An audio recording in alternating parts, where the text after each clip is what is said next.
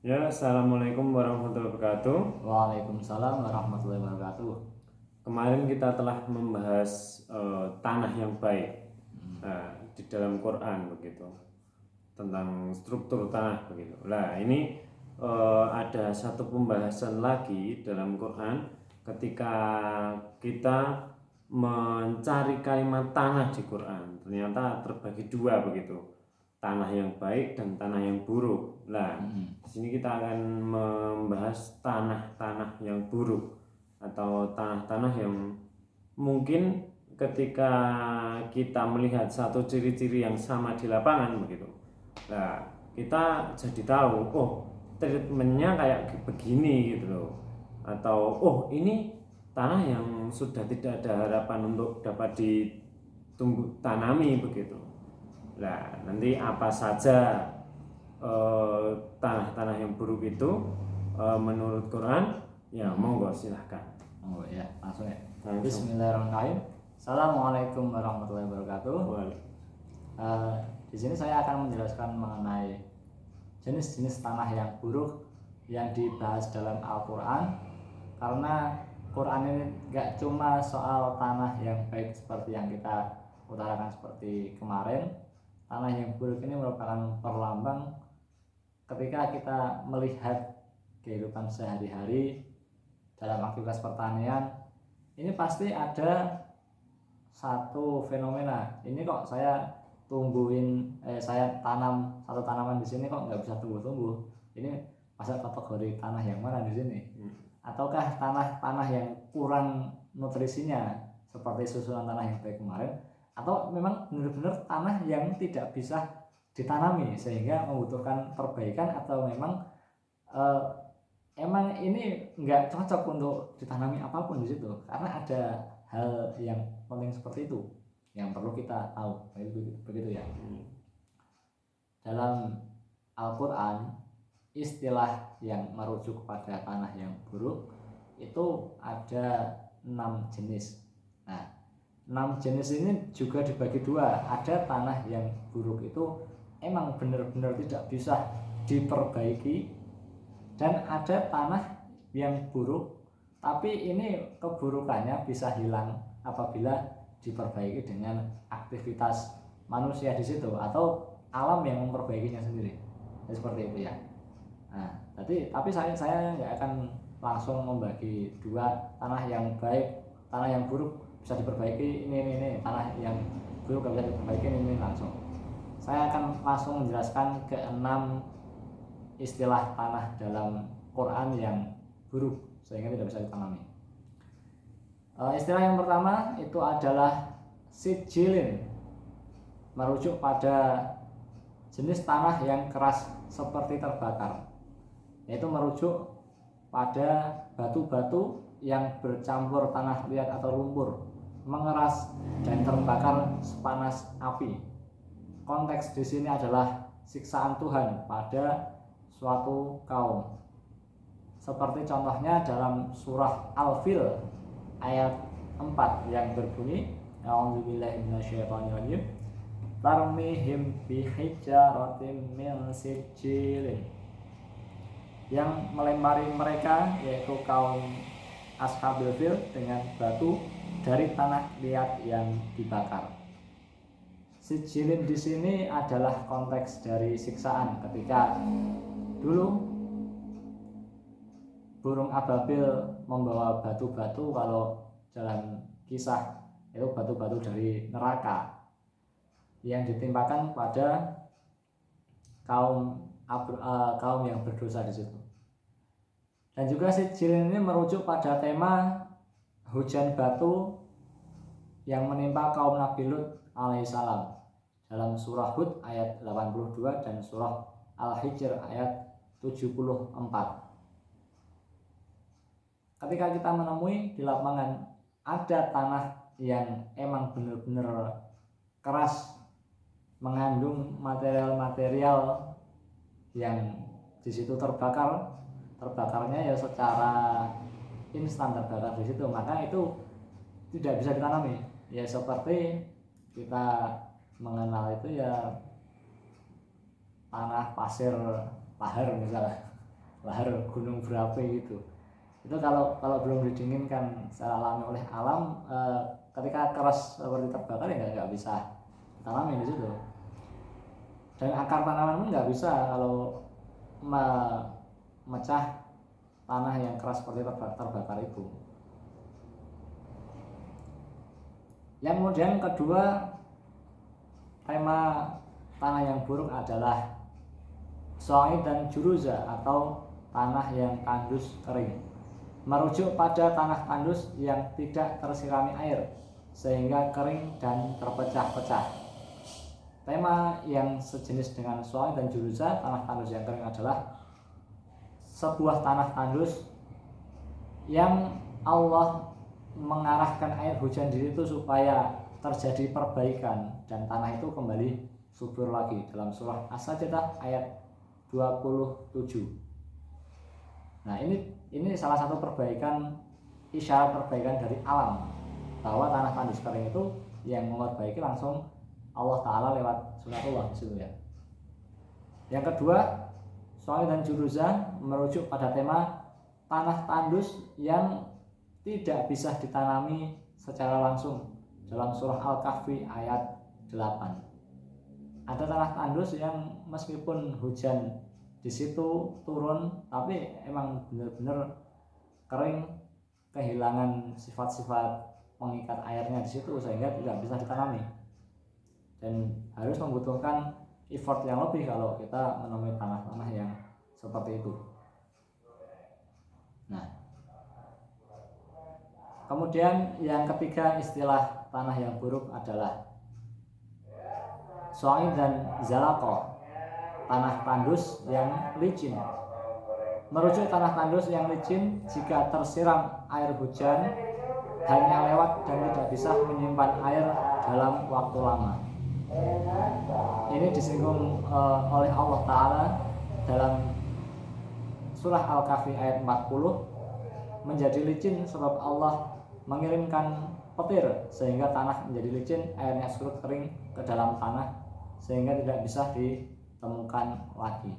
Ini ada kisah dua pemilik kebun, yang satu soleh, yang satu kufur nikmat pada Allah Ta'ala. Itu bisa diulik pada lain kesempatan, tapi ini cuma perwakilan aja gitu. Jika ini ada orang yang kufur nikmat, Allah itu berkuasa untuk menghilangkan nikmatnya sampai pada taraf sebuah kebun yang subur, esoknya ini benar-benar esoknya ini benar-benar habis semuanya sampai tanahnya pun tidak bisa ditanami lagi. Nah, itu salah satu kekuasaan Allah Ta'ala yang kadang-kadang kita tidak bisa membayangkannya secara langsung, sampai pada Su'id dan Zalaqah, tanah tandus yang licin. Ini tanah yang tidak bermanfaat sama sekali, menyimpan air juga tidak bisa. Kalau kena air, airnya cuma lewat. Kalau kena sinar matahari itu kemudian menjadi kering, jadi juruza, tanah tandus yang kering di sini. Ini nggak bisa diperbaiki kecuali ada satu effort lebih di situ. Nah, tapi di sini ada satu kata kunci, ada satu hikmah kata kunci yang bisa kita ulik di sini, yang di luar dari diskusi kita. Jadi kenapa kok bisa ada Su'id dan Zalaqah kalau kita merujuk tanah tandus licin? Apakah ada benar-benar tanah yang seperti itu? Bisa. Tanah yang subur itu biasanya memiliki ekosistem yang memadai. Akar tanaman itu sebagai pengikat nitrogen sehingga tanah itu menjadi awet subur. Ketika sebidang tanah itu kehilangan ekosistem alamnya sama sekali, entah itu gara-gara ulah manusia atau azab dari Allah Ta'ala, maka ini makhluk-makhluk hidup, tanaman yang mengikat unsur-unsur penting dalam tanah ini hilang semuanya, sehingga tanah pun menjadi sulit untuk diperbaiki gitu. Zalaqah, licin itu ya karena tidak ada ekosistem di situ sama sekali, yang bahkan hujan pun lewat, sehingga tidak bisa memperbaiki dirinya sendiri dan butuh waktu yang sangat lama untuk tanaman bisa tumbuh kembali. ya, dengan proses pelapukan yang seperti kita diskusikan kemarin menjadi tanah yang baik ya, itu prosesnya lama sekali. Dan biasanya suami dan zalaqah itu terjadi karena ulah manusia salah satunya. Mungkin manusia itu berlebihan dalam membasmi hama sehingga semua hama mati, kemudian predator mati, tanaman-tanaman menjadi tidak termanfaatkan dan mati, atau pembalakan hutan liar secara masif sehingga tidak ditemukan lagi ekosistem di situ. Kerusakan alam yang luar biasa menjadikan Su'idan Zalaqah, sampai tanaman itu nggak bisa ditumbuhkan di situ karena kerusakan yang sangat masih luar biasa. Kalau di sini ya surat Ar-Rum ayat 41 ya, fasadu fil barri wal bahri, telah kerusakan di dalam dan laut disebabkan oleh tangan manusia. Itulah yang menjadi Su'idan Zalaqah. Kita sering melihat contohnya bahkan di sekitar kita yang seperti itu. Kemudian istilah tanah yang buruk sehingga tidak bisa ditanami yaitu bil aroi atau tanah tandus yang kosong. Kenapa kok kosong? Merujuk penyebab tandus adalah tidak diolah oleh manusia sehingga kosong dan ditinggalkan. Al-Qalam ayat 49, tanah tandus akibat kosong.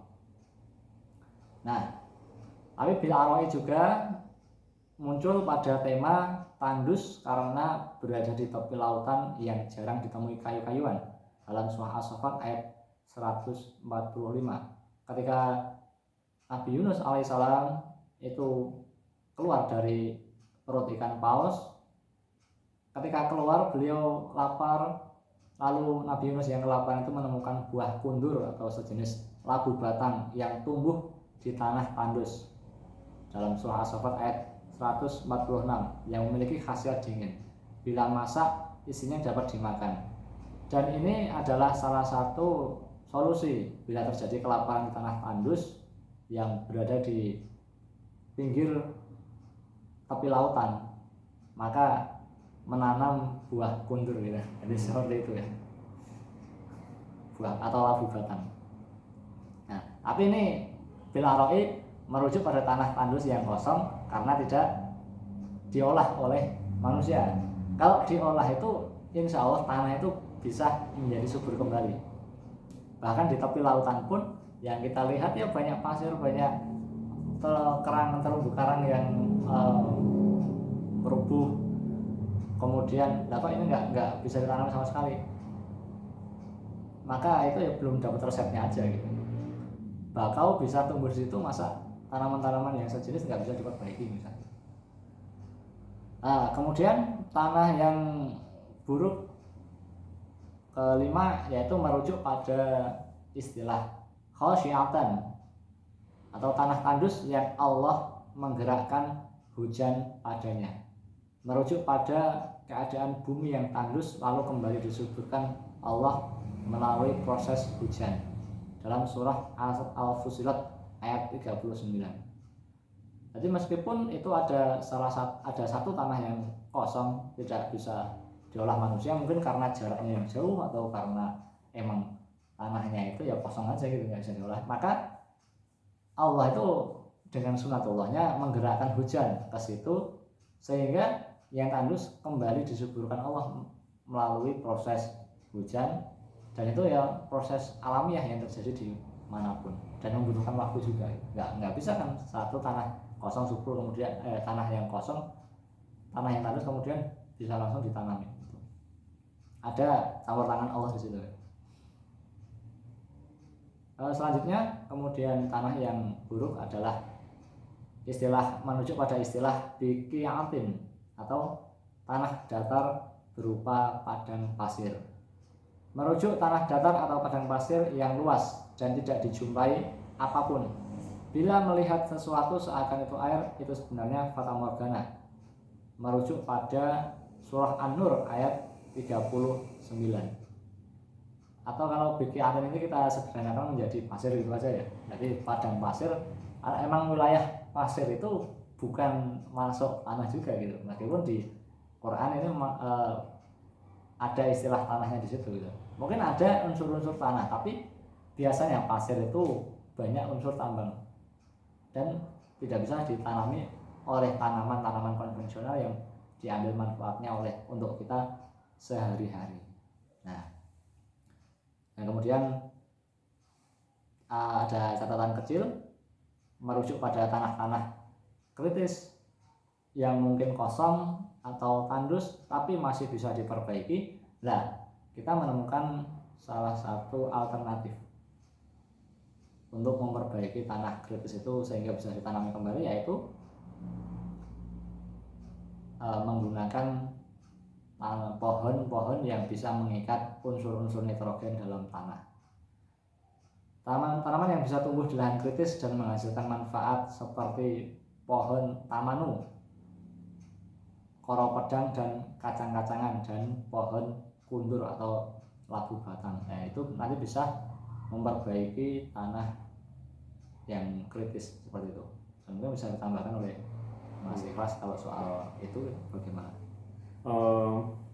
Effort kita memperbaiki lahan ini kan penting. Dalam kita memperbaiki lahan, kita tidak dapat lepas dari cara Quran begitu. Nah, di kajian Ustadz Muhaimin Iqbal itu telah ada satu konsep dalam surat Yasin tentang bagaimana cara menumbuhkan bagaimana cara memperbaiki lahan dengan urutan menumbuhkan tanaman-tanamannya. Nah, contohnya di surat Yasin ayat 34, 35, 36 yaitu tentang kita harus menanam kacang-kacangan dahulu, habis itu baru anggur, kurma, baru nanti hujan didatangkan begitu. Nah, itu dapat kita perdalam juga. Yang kedua adalah di kajian Ustadz Muhaimin Iqbal juga tentang pentingnya penggunaan arang di lahan begitu. Di lahan apapun itu perlu adanya arang begitu. Nah, atau di biki atin, di biki atin itu treatmentnya mungkin akan berbeda begitu. Di biki atin padang pasir atau tanah pasir pantai begitu. Seperti contoh kalau di Yogyakarta itu di daerah Kulon Progo, tanah pasir Parangkusumo begitu. Di sana pengalaman pribadi saya, para petani di sana menanam padi, bisa menanam timun, bisa menanam singkong bisa, tapi kesalahan di sana adalah dengan mengebor sumur menggunakan air yang banyak, yang pertama itu. Kedua, menggunakan obat-obatan kimia yang banyak juga, pestisida, herbisida dan lainnya, dan dibarengi dengan penggunaan pupuk kimia yang tinggi, dibarengi juga kompos yang belum matang dari ayam. Nah, itu kan sangat banyak penyakitnya begitu. Nah, di kajian Dr. Muhaimin Iqbal itu akan berbeda ketika kita menggunakan rumus Quran begitu. Rumus Quran kita ketika kemarin kita telah membahas tentang prosentase tanah paripurna di Quran, itu ketika menghadapi tanah berpasir kita semprotkan yang namanya liquid nanoclay atau tanah ukuran nano, kita semprotkan di lahan berpasir. Itu dapat mengikat pasir dan mengikat nutrisi, bisa ditanami begitu. Nah, itu beberapa contoh terkait treatment kita ketika menghadapi lahan-lahan dengan berbagai struktur tanahnya begitu. Nah, selanjutnya kita akan membahas lebih memperdalam kembali variabel yang tentunya berkaitan dengan pertanian. Ya, kami tutup. Assalamualaikum warahmatullahi wabarakatuh. Waalaikumsalam warahmatullahi wabarakatuh.